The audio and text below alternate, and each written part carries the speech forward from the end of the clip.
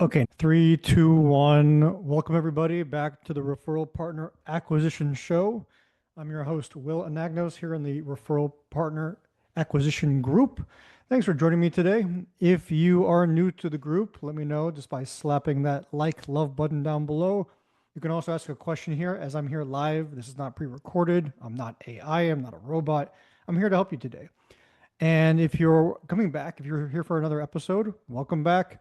Again, if you're new, this is the group where we basically discuss and I give you tips, tricks, proven strategies, answer your questions on how to grow your referral network, on how you as a mortgage professional can prospect referral partners, develop relationships, cultivate a network, a referral network where you don't really have to worry about where your next deal is going to come from because you've built such a reliable one.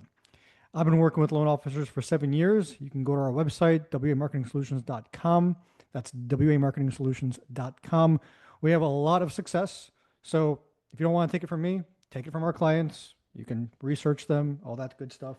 Do your due diligence before making any decisions about potentially working with us. But that being said, you don't have to do that today because this is a free episode where today we're going to be discussing a routine that I'll give you so that you can prospect referral partners better. When I say prospect referral partners, I mean making good connections, shaking literal hands or virtual hands that will eventually become actual hands face to face eventually. As you know, we can do all our prospecting from our computer, from our desk, but eventually you're going to want to meet these people. So it's all about prospecting and connecting with real estate agents, divorce attorneys, advisors. So if you know that you need help doing so, then you're in the right place today. So on our last episode, we discussed what you need to be doing as far as daily outreach. Today, I'm going to give you a little bit more in-depth flow to doing that. A lot of people don't do it right because they don't know, and I'm here to teach you guys. I've been doing this for 7 years now. I know what works and I know what doesn't. So take that in mind. For example, let me tell you a wrong way of prospecting. Someone will go on Facebook, send about 25 friend requests. Half of them will connect or become friends with you. They'll send an initial follow-up or an initial, hey, thanks for friending me or thanks for accepting. And then they either don't hear back and they don't do anything, or they do something, but it's way too late. Or number three, they're not consistent in the follow-up because they're discouraged, because they don't know if they're being annoying, if they're doing this properly, if it's even worth it. Absolutely, it's worth it. But if you're going to do it wrong, you may not get the results you're looking for, such as people ghosting you, ignoring you, or maybe not even connecting in the first place, or not interested, which is better than nothing, honestly, guys. It's good to close the book on people if they're not simply not interested. And if they're not interested today versus ever, there's a difference between not interested today and not interested ever.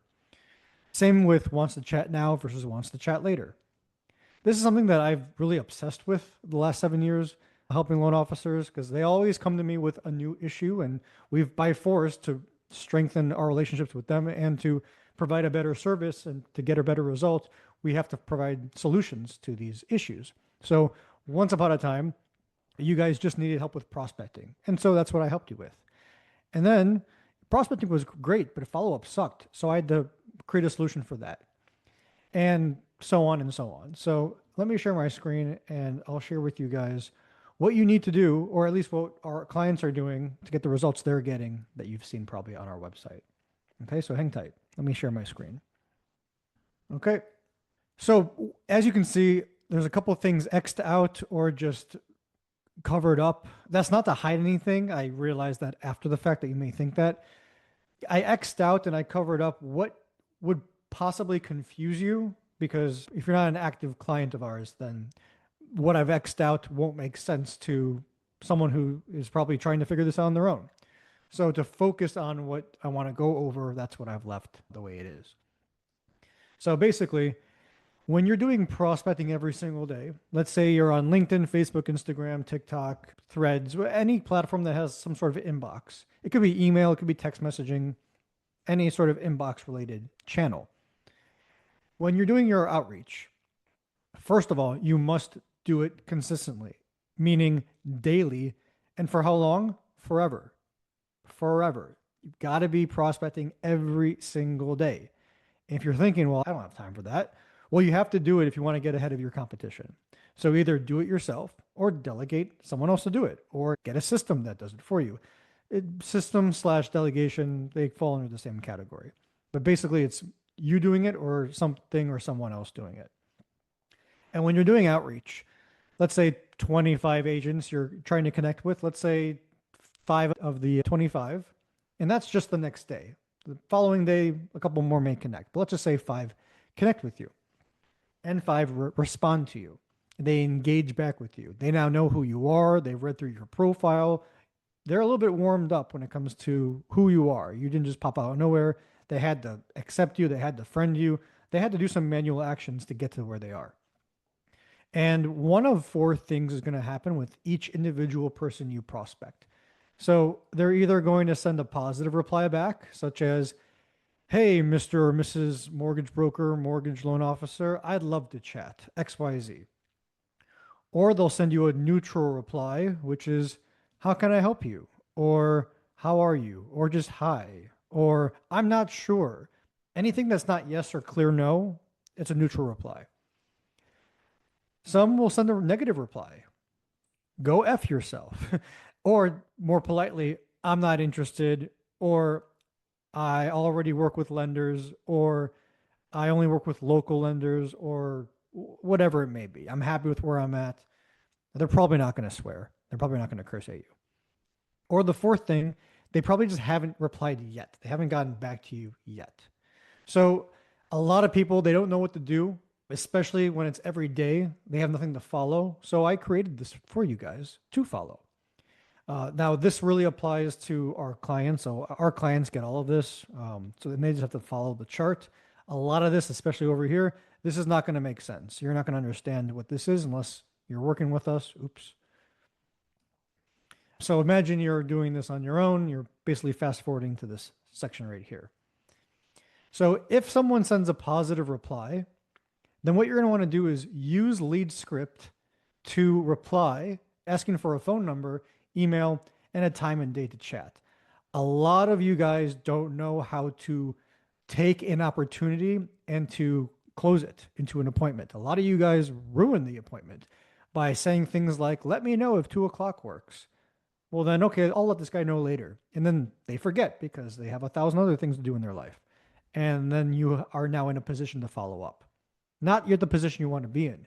There's a proper way to ask for their phone number and their email to book the appointment on your calendar and getting a time and a day to chat in an efficient way that's going to get that done as soon as humanly possible, or at least in our testing, or 7 years of testing.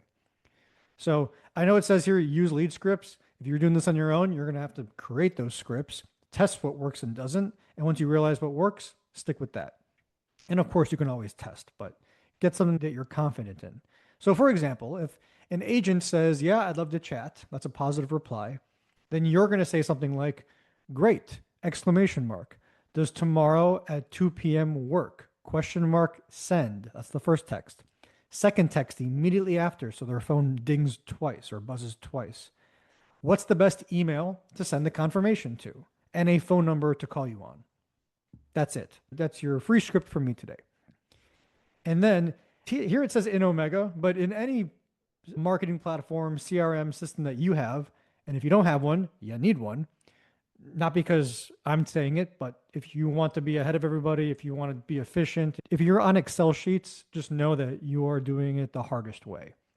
So in your system, you're going to want to go to your pipeline, stage 1, stage 2, stage 3, and you're going to want to place them in the wants to chat stage. You're going to want to have stages like new lead, neutral reply, wants to chat reply, wants to chat later, not interested, booked appointment, that kind of stuff.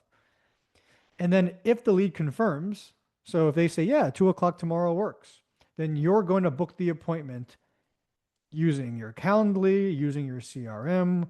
Don't just book it on your pen and paper notebook. Actually book it on their calendar and your calendar. And make sure that reminders are getting sent to them as well. They'll show up and they'll remember and It'll just be a seamless, streamlined. I just combined those two words, process.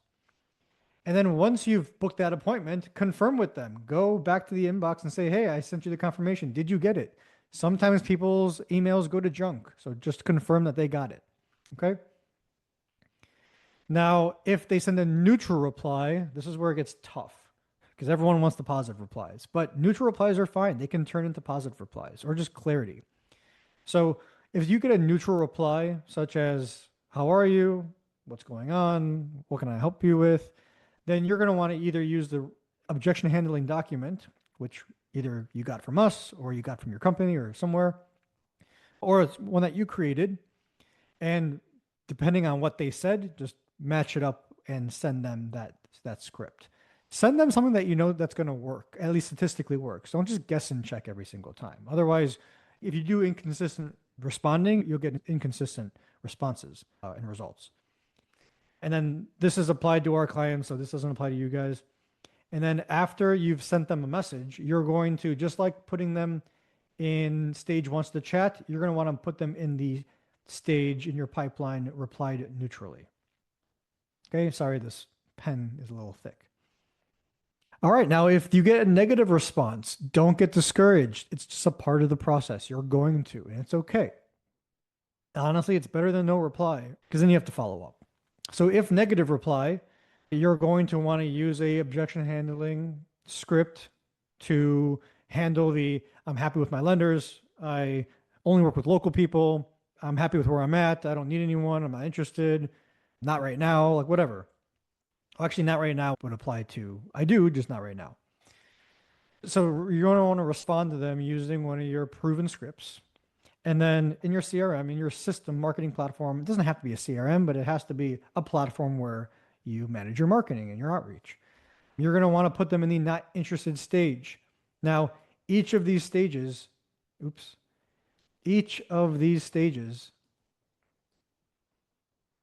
wants to chat, replied neutrally, not interested. Those should be in your pipeline, and you should have automated text message and email follow-ups for each stage, meaning if you put them in not interested, then in 3 months, without you even having to remember it because you set it up previously, if you put them in the stage, 3 months from being in that stage, they should receive some sort of automated follow-up. And I say automated because you're not going to want to remember to do that in 3 months. It's easier if your system just remembers for you. And then down to if they don't reply. So for our clients, it's do nothing, but really for you guys, it would be to follow. I'm trying to spell the word follow up. Follow up. F-U. Follow up if they don't reply. The next day and the next day, and then maybe wait 2 days, and then maybe wait 3 days, but continue to follow up. I personally, the majority of the loan officers and brokers that work with me, they booked a call with me after like the 7th follow-up. And our clients, their new referral partners that we've helped them acquire, very few of them wanted to chat after the first outreach. So don't get discouraged. It's a part of the process. And then this is just what you do for new lead management. However, everyone who didn't reply, and basically anyone who didn't book, you're going to want to have a follow-up routine. So this is the follow-up routine that our clients are following that has been proven to work. And that is go to your inbox and check for unread messages. Make sure that you didn't miss anything from the previous day. Typically, you want to do this in the mornings.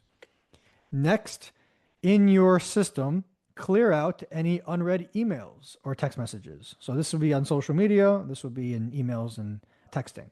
So 3 total inboxes that you're checking.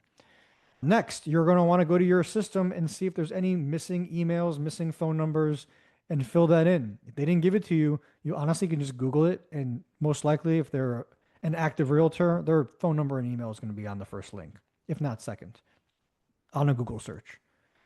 Then after that, after you've done these 3 things, you're going to want to follow up with any leads that need follow-ups. And only you will know who needs follow-ups and who doesn't. After that, book any new appointments. Maybe you wake up in the morning, you're checking your unread messages, and you see someone says, hey, yeah, 2 o'clock works tomorrow. Let's do it. So then you're going to want to book that on their calendar, on your calendar. And that's it. Then you can close your computer, go back to whatever you were doing, and then the next day, repeat this process. I know with all my little notes here and my little circles and squiggles, it's a little confusing now.